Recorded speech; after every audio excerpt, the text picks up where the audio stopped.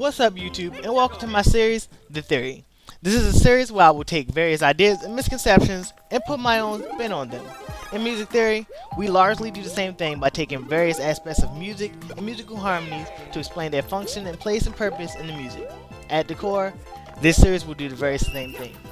As this is a theory, none of this is fact and is merely my own opinion and ideas supported by evidence. In this episode of The Theory, I just want to talk about NintendoLand and why it wasn't such a smash hit as its predecessor, Wii Sports. Now, last week I had some family time with some of my family, which is why I didn't make any videos, and I had the time to play a little bit of Wii Sports, NintendoLand with my uncles and my little cousins who aren't really seasoned gamers as I am. And I got to see how they react to Wii Sports and why it really wasn't as simple and as pick up and play as Wii Sports, and I actually got to see how it would work, giving them the game and letting them go. And so here I'm going to explain my observations of why NintendoLand isn't as accessible as Wii Sports. First of all, let's just look at Wii Sports by itself. When you look at it as a standalone game, it was simple. You use your Mii's to play a variety of sports games. The concept that was simple. The gameplay was actually simple. You swing, you're basically just swinging and pressing a button. It was a great way to show off the Wiimote, which is what helped the Wii become a smash success. And it was fun, and you could leave non-experienced gamers in the room with it by themselves without having to worry about if they were gonna be able to play the game. In NintendoLand, those things aren't quite the same and quite true. The concept, while simple on paper, isn't really as simple when you try to explain it to them. The game is you as your Mii playing in a variety of attractions based on popular Nintendo franchises. Yes, they're simple, but when you get toward it, if they don't know who Samus is and Link is and Metroid is, or who Olimar is, or what Pikmin is, or what Star Fox is, or what Yoshi is, it kind of becomes a little bit more difficult. And that's one of the things I found out while playing the game, that it was kind of difficult to explain the point.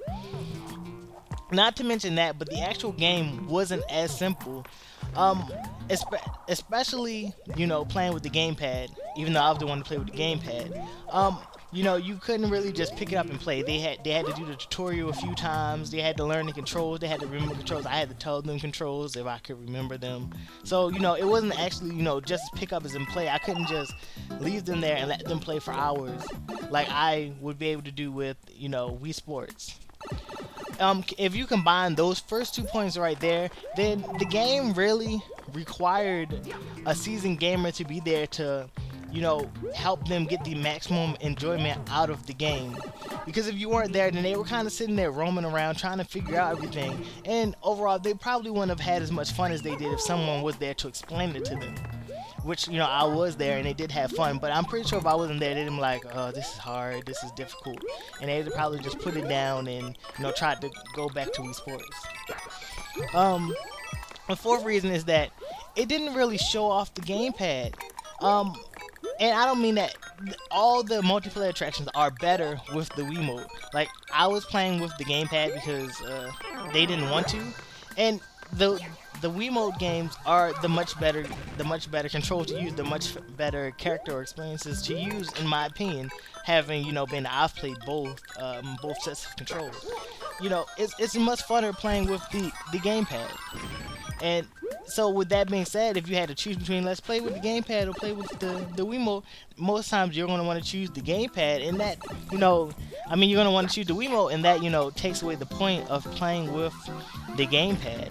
It really takes the point of using it to show off the gamepad. The fifth point is that, to me, in a game of the caliber of NintendoLand, 5 multiplayer attractions wasn't enough.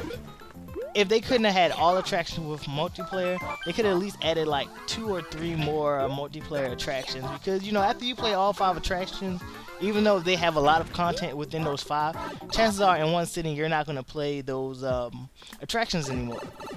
And you're going to play like a few rounds of each attraction, and then you're going to walk away. Which is basically what happened with us. We basically played all of them except for the Zelda one. We went to eat after that. And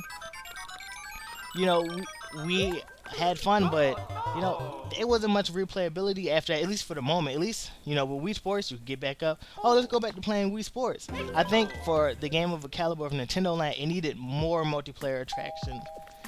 And they should have added more, or at least had like some kind of like DLC or something. Um, in the long run, yes, Nintendo Land is a good game, and it is something to kill time with family, and younger kids when you're not expecting to have company or you want to do something that's not like Wii Sports. But with all those things intended, it won't have the long-lasting longevity as Wii Sports unless they, simplify it up and actually show off the gamepad more with, better gamepad controls or better gamepad options and all that stuff. And I know this is long overdue, being that the Wii U has been out 6-7 months at this point, but I just felt like I should touch upon it in my first episode of The Theory. So, you guys tell me what you think. Hit the comment sections up. Like, comment, get your friends to subscribe. All that good stuff. Your boy Sax is out.